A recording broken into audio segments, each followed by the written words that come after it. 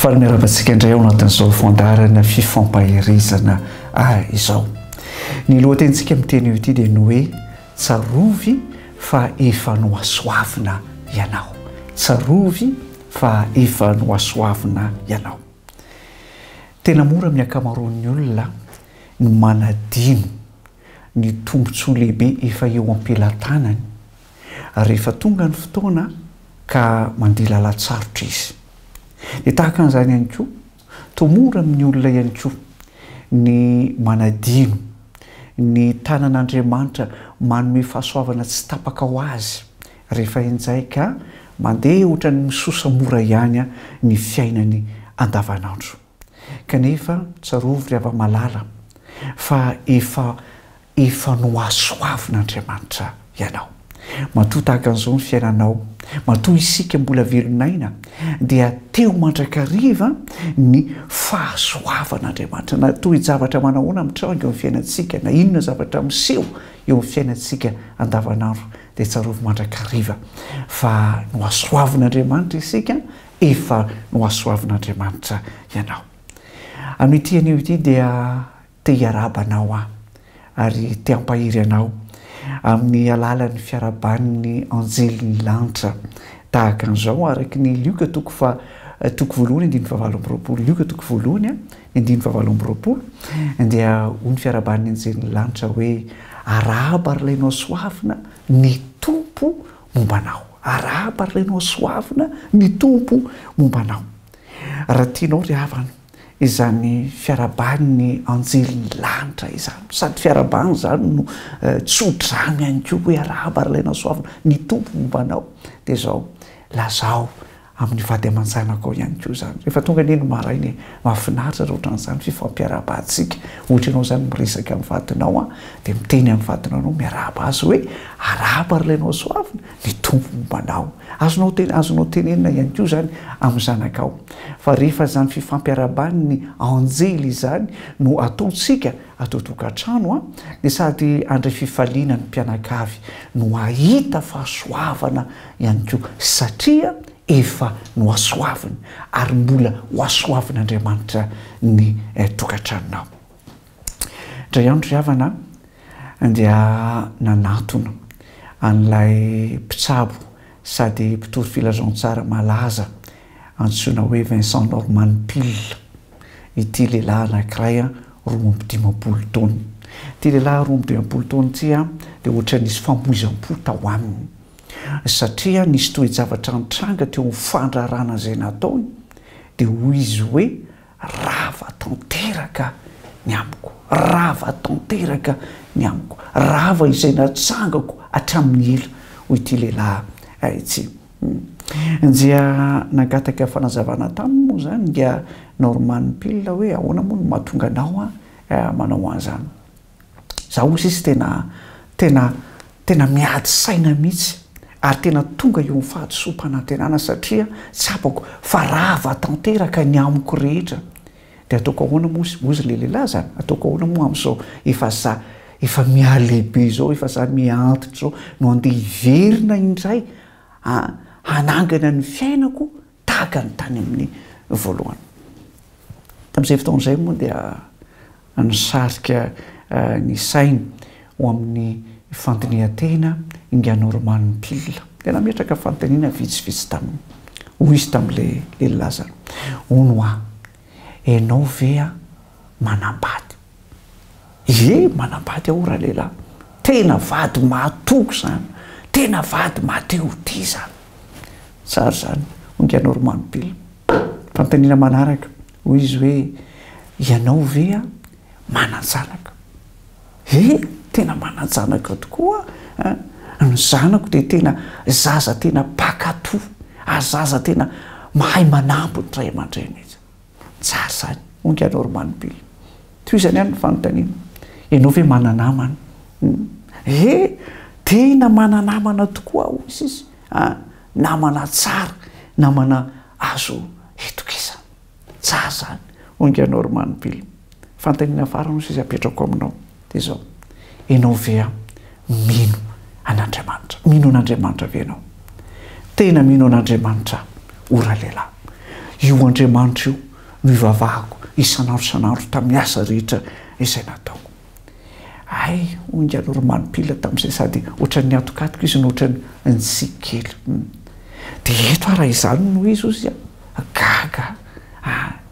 Ianao sisy tany am-boalohany teny hoe rava daholo ny amiko rehetra ataoko ahoana indray no hiverina amin'ny fiainako tamin'ny voalohany amin'izao efa za mialehibe izao hoy ianao. Kanefa raha miaino ny fanazavanao tena mbola manana tombontsoa lehibe ianao, tena mbola no mahasoavin'Andriamanitra ianao. Voalohany indrindra manana vady mahatoky ianao afaka mbola ny hanampy ianao. Faharoa manaraka an'izay manana zaza matehoti ianao, zanaka mbola afaka nifanampy aminao. Fahatelo manaraka izay araka nolazainao teo ianao dia izao ianao dia mbola manana namana, manana mpiara-miasa mbola azo itokisana. Ary faefatra ny tena lehibe indrindra dia ilay niteneninao teo hoe mino an'Andriamanitra ianao, mahatoky an'Andriamanitra ianao. Te ampiverina ny sainao mbola misy tombontsoa lehibe omen'Andriamanitra eo am-pelatananao.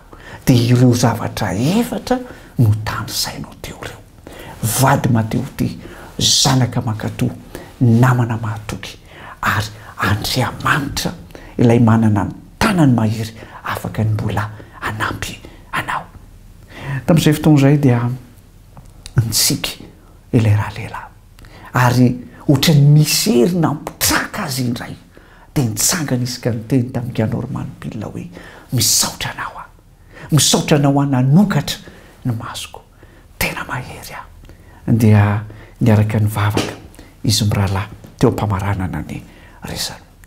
Rehefa malala tsara isika mandinika izay zavatra efa nitahian'Andriamanitra antsika tamin'ny lasa. Azonao atao ny manao listra mihitsy, na dia amin'izao fotoana tsarotra izao azy ianao manao listra ao anatin'ny fotoana feno fitoniana. Dia izao ataovy listra ny izay zavatra notahian'Andriamanitra anao tamin'ny lasa. Azonao atao listra ihany koa izay zavatra mbola anananao ankehitriny, inona daholo ny mbola anananao ankehitriny. Dia rehefa mandinika an'ireo ianao mijery an'ireo listra ireo ianao dia izao tena hisaotra an'Andriamanitra ianao, satria mbola tahian'Andriamanitra ianao, efa no asoavin'Andriamanitra ianao, efa no tahian'Andriamanitra ianao. Ary miaraka amin'izay rehefa mahatsapa an'izay ianao dia izao manjary mahazo hery fa tahaka ny tahian'Andriamanitra anao tamin'izay lasa izay no mbola hitahian'Andriamanitra anao koa amin'ity anio ity, no mbola hitahian'Andriamanitra anao koa amin'izao fotoana izao, ary mbola hitahian'Andriamanitra anao amin'ny ho avy raha mbola mitoetra eo aminy ianao. Misy teny fampaherezana anankiray tena mahafinaritra izy ity dia arak'izay voasoratra ao amin'ny Jeremia toko 2:30 ny 9:7. Jeremia toko 2:30 dia ny 9:7. Tenin'Andriamanitra izy tena mampahery, ary za manokana dia efa nampahereziny ity tenin'Andriamanitra ity. Dia ny ovakiny amintsika izay teny voasoratra ao amin'ny Jeremia toko 2:30 ny 9:7. Dia hanao fanekena mandrakizay aminy hoy Jehova, dia ny tsy hitsaharako amin'ny fanasoavako azy, ary ny fatahorana ahy dia ataoko ao am-pony kosa mba tsy ialany amiko hoy Jehova.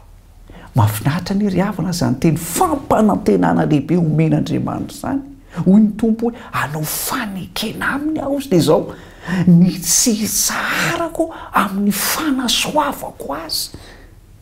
Ianao manokana rehefa malahy, raha zany tenin'Andriamanitra zany dia izao efa no asoavin'Andriamanitra ianao tamin'ny lasa, mbola soavin'Andriamanitra ianao ankehitriny na eo raha ny toe-javatra manahirana samihafa, ary manao fanekena izy ny amin'ny hoe tsy hitsahatra ny amin'ny fanasoavany anao.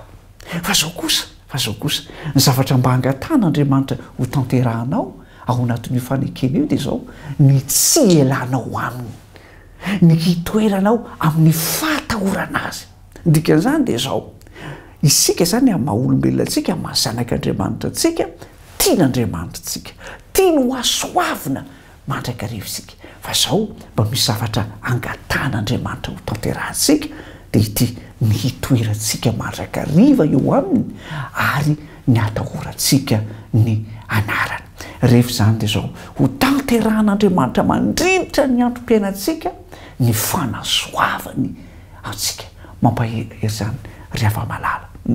Razotsika tsara zany resaka zany dia zao mbola afaka mandresy ny fiainanao tamin'ny lasa, ny fiainanao ho amin'ny ho avy sisa rehetra. Mbola afaka manantena fiainana tsara lavitra noho izao ankehitriny izao ianao. Ary izay fiainana tsara lavitra izay ry hava-malala dia tsy fa ny fiainana mandrakizay izay fanomen'Andriamanitra sy nomanin'Andriamanitra ho an'izay rehetra mino azy. Dia fiainana tsy misy alahelo, fiainana tsy misy ranomaso, tsy misy fahafatesana, tsy misy fitaraina, tsy misy fanaitainana, fiainana feno fiadanana mandrakizay. Izany no efa nomanin'Andriamanitra ho an'izay rehetra mino azy.